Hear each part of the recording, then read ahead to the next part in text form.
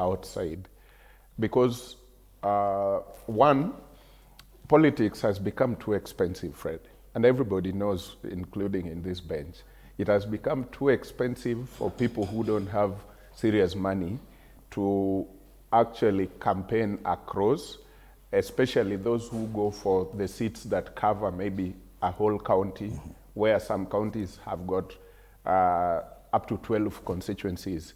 Running around looking for a seat, either for Senate, governor, woman representative, is really, really expensive.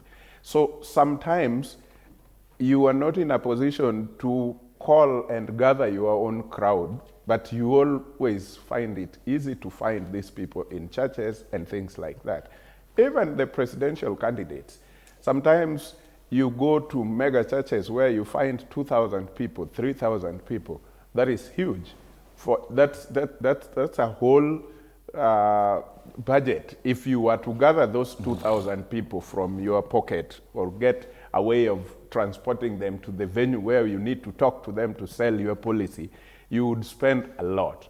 So by that, the religious people also have known that we are the hot cake, and it is this time that we now need to know that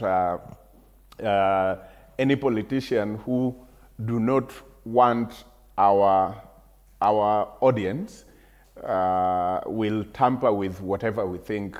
Because again, remember, you are going to regulate as a legislator. The people you are going to regulate are also able to only convince people and gather them there for you to address them because of the same miracle you are regulating against. Remember, I am here and I have a 2,000, 3,000 or 5,000 congregation every weekend simply because I profess those miracles. If I stop professing those miracles, whether fake or true, they will also disappear. This congregation will also disappear. So it is that miracle that keeps these people here. It is delusional, yes, but it is what keeps them here.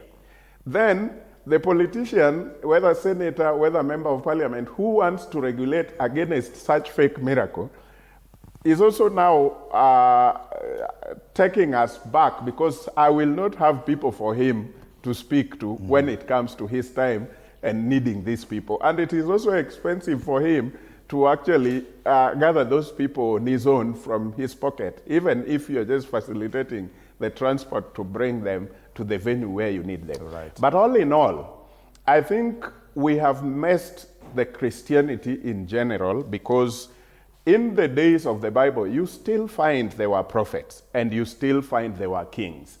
But there were times when a king would send for the prophet, because either we are doing this as a country, we are going to the war, and we need the prophet to tell us what is going to happen. And they worked with prophets. And those days, the prophets were the only office that God created for himself, to speak for him, not the priests and not the kings. The kings were taking the political agenda, and the priests were taking the religious agenda. But the prophets were speaking for God. That is why when it mattered for the nation, the king called for the prophet and said, tell us, in this war we are going to, are we going to win? And most of them have been proven. They said the truth.